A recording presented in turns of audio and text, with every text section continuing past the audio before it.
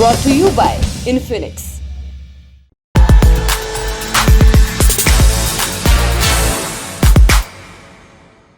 एक यूट्यूबर है, उसने फर्जी वीडियो फैलाए। वीडियो और उसमें परोसी गई गलत जानकारियों की वजह से माहौल बिगड़ गया, हल्ला कटा और 2 राज्यों में अफरा तफरी मच गई, बिहार और तमिलनाडु। फिर यूट्यूबर ने एक राज्य के डिप्टी सीएम को धमकी दी कि सरकार गिरा देगा। जब जांच हुई तो पता चला कि तमिलनाडु में हिंदी भाषी मजदूरों पर संगठित हमलों का कोई पैटर्न नहीं था। कहीं पुराने वीडियो को संदर्भ से काटकर वायरल किया जा रहा था, तो कहीं निजी दुश्मनी में हुई हत्या को बिहारियों पर हमला करार दे दिया गया था। दोनों राज्यों में उसके खिलाफ मुकदमे दर्ज हुए। दोनों राज्यों की पुलिस ने उससे पूछताछ की। इसके बाद उस पर लगा दिया गया राष्ट्रीय सुरक्षा कानून यानी एनएसए। एक यूट्यूबर को राष्ट्रीय सुरक्षा के लिए खतरा करार दिया गया था। मामला सुप्रीम कोर्ट पहुंचा तो सुप्रीम कोर्ट ने भी यही पूछा कि नेशनल सिक्योरिटी एक्ट क्यों। नमस्कार, मेरा नाम है मुबारक और आप देख रहे हैं दी लल्लन टॉप शो। आज बड़ी खबर में बात मनीष कश्यप केस की। कब कब क्या क्या हुआ, मनीष कश्यप पर आरोप क्या है और तमाम आरोपों के बावजूद रासुका लगाना कितना जायज है। बात बहस में उतरे इससे पहले आपको सिलसिलेवार ढंग से ये बता देते हैं कि अब तक हुआ क्या क्या है। मनीष कश्यप एक यूट्यूब चैनल चलाता है, सच तक। मनीष का कहना था कि तमिलनाडु में बिहार के प्रवासी मजदूरों के साथ दुर्व्यवहार हो रहा है, उनके साथ हिंसा हो रही है। उसने इससे जुड़े कुछ वीडियो भी शेयर किए, जिसे तमिलनाडु और बिहार की पुलिस ने फर्जी करार दिया। इसके बाद मनीष कश्यप की गिरफ्तारी की खबर उड़ी। गिरफ्तारी को लेकर उसने अपने चैनल पर वीडियो भी बनाए। 18 मार्च 2023 को मनीष कश्यप ने सरेंडर कर दिया।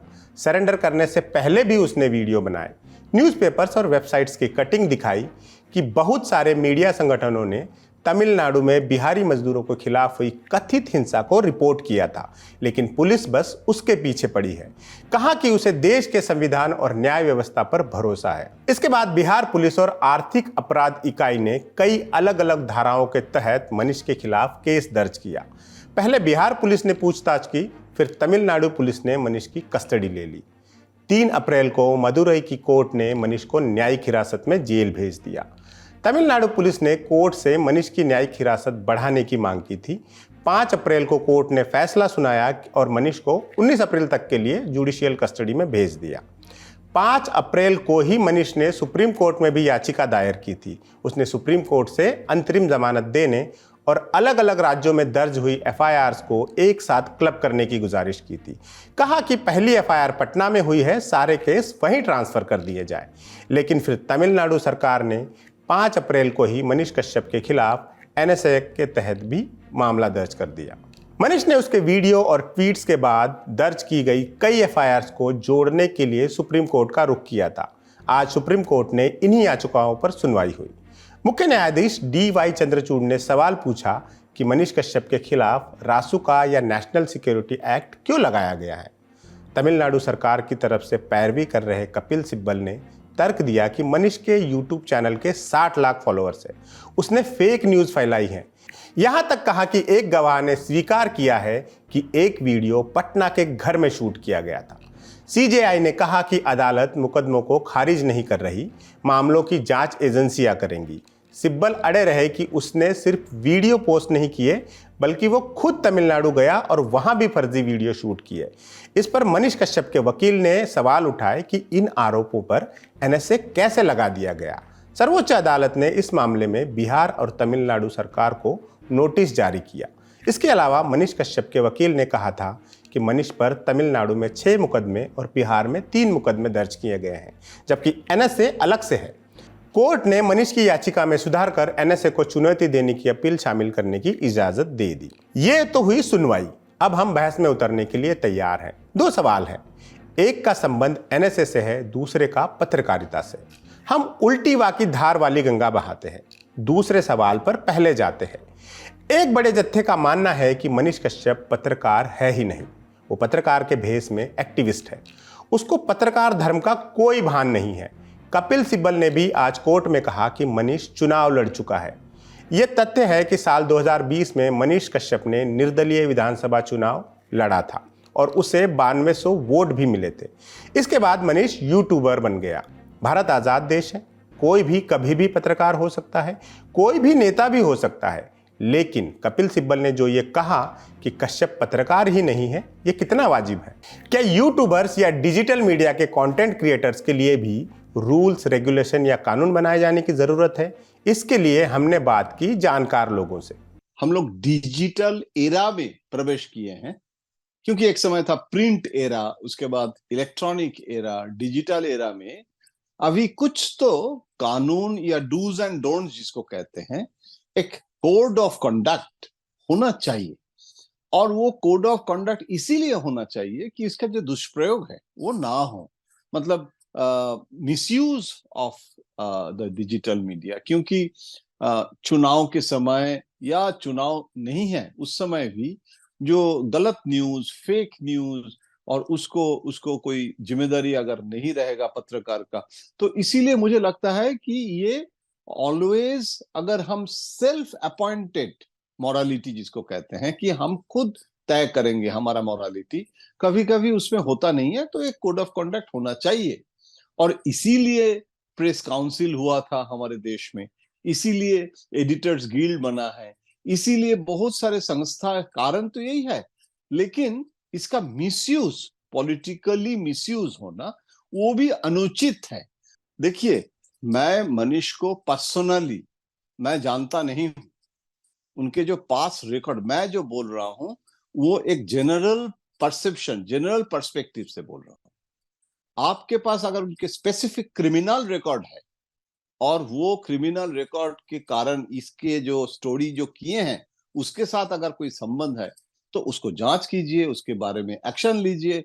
और जो यूट्यूबर है वो पत्रकार है या नहीं, क्योंकि ये भी एक बड़ा मुद्दा है। क्योंकि देखिए, अभी सिटीजन जर्नलिज्म आ गया है। हम जब जर्नलिज्म शुरू किया था उस समय तो मान्यता यूट्यूब ही नहीं था, लेकिन अभी यूट्यूबर चैनल होल्डर को सोशल इन्फ्लुएंसर कहा जाता है, और वो इंटरव्यू पॉलिटिशियंस का भी ले रहे हैं और वो वायरल हो रहा है। तो वो तो यूट्यूबर चैनल चलाते हैं। अभी कुछ दिन पहले तो राहुल गांधी का इंटरव्यू भी यूट्यूबर चैनल में दिखा दे रहा था। तो politicians are giving interviews also to YouTuber channel. तो इसीलिए आप जो बोल रहे हैं कि इंडिविजुअली अगर कोई क्रिमिनल रिकॉर्ड है और ये जो स्टोरी है ये इनकरेक्ट है, गलत है, उसमें जरूर लागू होना चाहिए एक्शन। लेकिन उसके लिए प्रॉपर जांच, प्रॉपर बातचीत और क्यों किया गया है उसके भी क्लैरिफिकेशन देना पड़ेगा। ये इसके एक प्रोसेस होना चाहिए। आपने एक्सपर्ट्स को सुन लिया। अब पहला सवाल कि एनएसए लगाना कितना जायज है। इससे पहले हमें यह समझना होगा कि एनएसए या रासुका है क्या। एनएसए या रासुका 1980 में देश की सुरक्षा के लिए सरकार को ज्यादा शक्तियां देने के लिए जोड़ा गया था।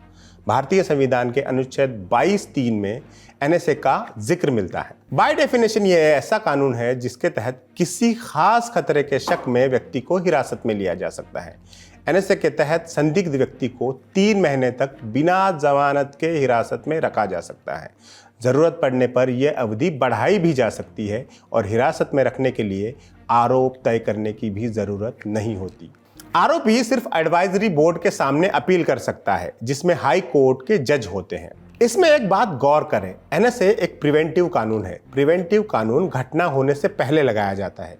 प्रिवेंटिव कानूनों का इतिहास आज़ादी से पुराना है।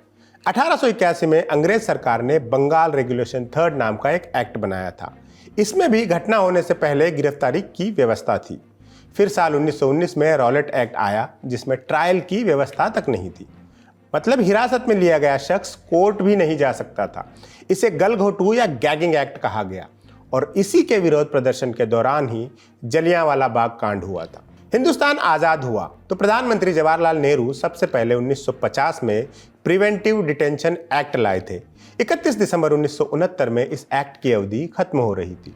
ऐसे में इंदिरा गांधी के पीएम रहते हुए 1971 में सरकार विवादित कानून maintenance of internal security act या मीसा ले आई। 1975 में इमरजेंसी के दौरान राजनैतिक विरोधियों के दमन के लिए इस कानून का बहुत सख्ती से इस्तेमाल किया गया। इमरजेंसी खत्म होने के बाद जब 1977 में जनता पार्टी की सरकार बनी, तब इस कानून को 44वें संविधान संशोधन के तहत खत्म कर दिया गया।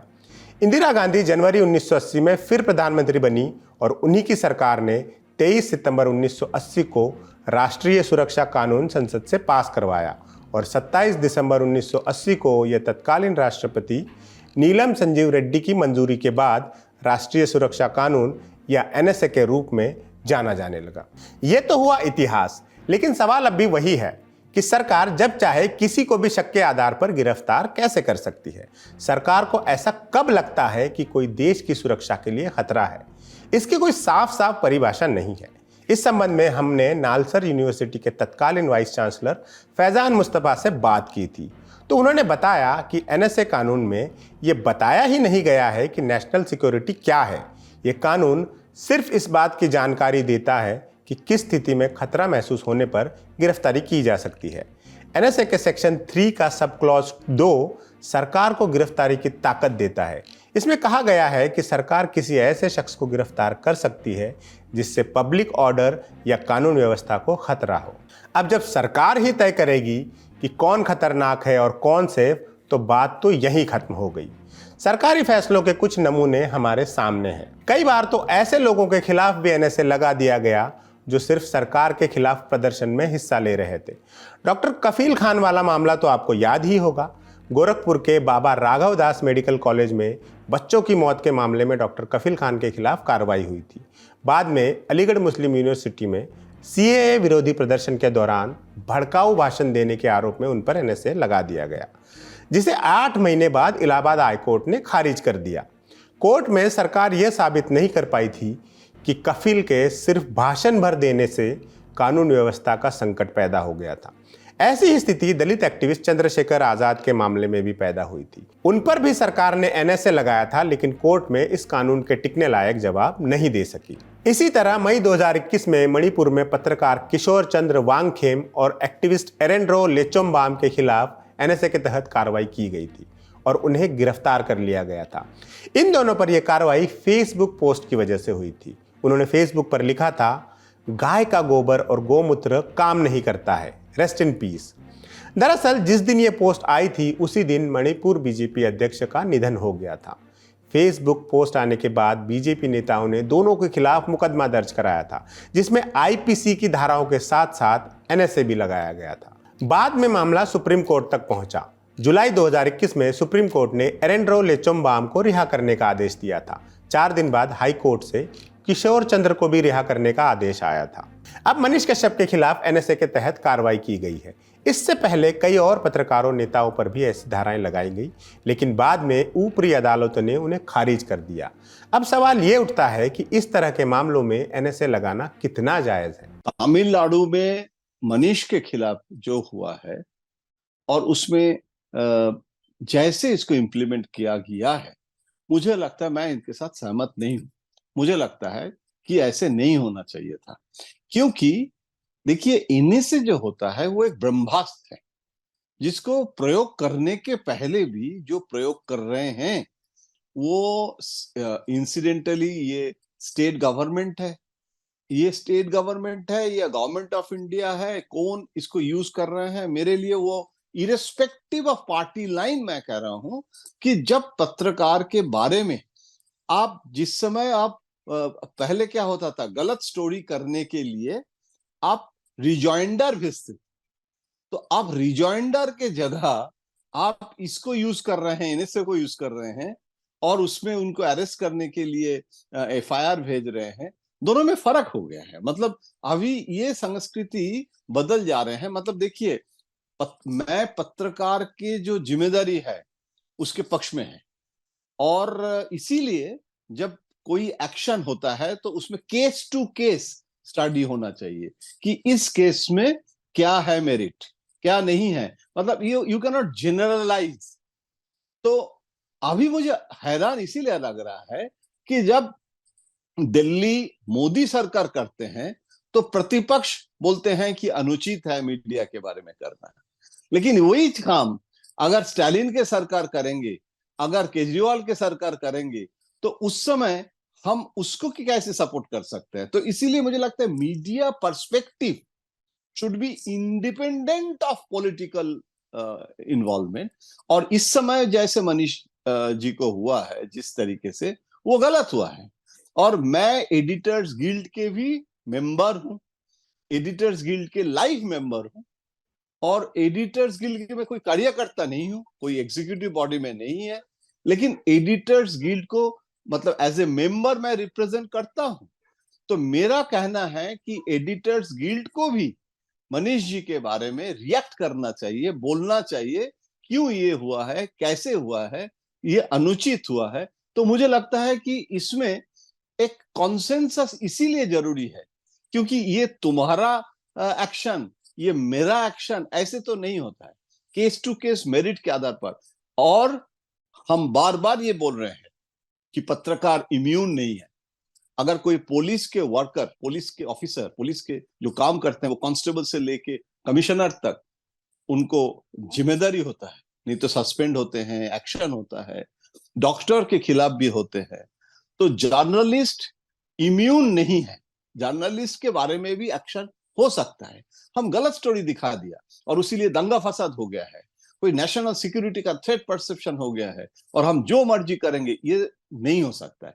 तो पत्रकार का भी रिस्पॉन्सिबिलिटी होता है, लेकिन उसको अगर मिसयूज करे कोई पॉलिटिकल पार्टी या पॉलिटिशियंस या चीफ मिनिस्टर या गवर्नमेंट के तरफ से कोई, तो उसको भी समर्थन नहीं करना चाहिए। केस टू केस स्टडी करना चाहिए, एक्शन करने के पहले फोकस करना चाहिए, हियरिंग होना चाहिए, आप क्यों किए हैं, कैसे किए हैं, आपके उनके साथ कॉन्वर्सेशन, डायलॉग होना चाहिए, फिर एक्शन होना चाहिए। There should be a process. Authorities ज़्यादातर NSA लगाते हैं क्योंकि उसमें अथॉरिटीज़ को बहुत वाइड पावर्स मिलती हैं प्रिवेंटिव डिटेंशन के लिए ऑफ पर्सन्स के लिए, और ड्यू प्रोसेस कम होता है उसमें, तो कम ट्रांसपेरेंट है, इंग्रेडिएंट्स कम है, इंग्रेडिएंट्स या कंडीशंस जो मिलने पड़ते हैं वो कम है। ऐसे जैसे हुआ है, जैसे इस यूट्यूबर के केस में हुआ है, अगर करेक्ट मीन्स ऑफ प्रोसीडिंग होता अंडर IPC, जिसमें बहुत सारे प्रोविजंस एप्लीकेबल हैं, मगर IPC अथॉरिटीज़ के लिए लेस प्रेफरेबल है क्योंकि उसमें इंग्रेडिएंट्स के कंडीशन मिलने होते हैं एंड ड्यू प्रोसेस फॉलो करना होता है, और काफ़ी लिमिटेशंस हैं पावर्स ऑफ अथॉरिटीज़ पे। मगर इस इंस्टेंस पे स्टेट के पास पावर था under 69A of the information technology act, under the ground of national security, to content को टेक डाउन, यूट्यूब को इंस्ट्रक्शन देना कि कंटेंट आप टेक डाउन कीजिए, और फिर अगर प्रोसीड करना होता तो फिर IPC के तौर करना है। और इसलिए ज़्यादातर NSA की केस फेल होते हैं क्योंकि बहुत एक्स्ट्रा ऑर्डिनरी पावर है, या ये इसका एक्सरसाइज होना चाहिए एक्स्ट्रा ऑर्डिनरी केसेस में, मगर बहुत सारी अथॉरिटीज़ इस पे रिजॉर्ट करते हैं क्योंकि जैसे मैंने बोला ड्यू प्रोसेस कम है और पावर्स बहुत ब्रॉड है डिटेंशन के लिए, और फेक न्यूज़ वाकई एक बड़ी समस्या है जिससे निपटने के लिए सख्त कानूनों की भी ज़रूरत है।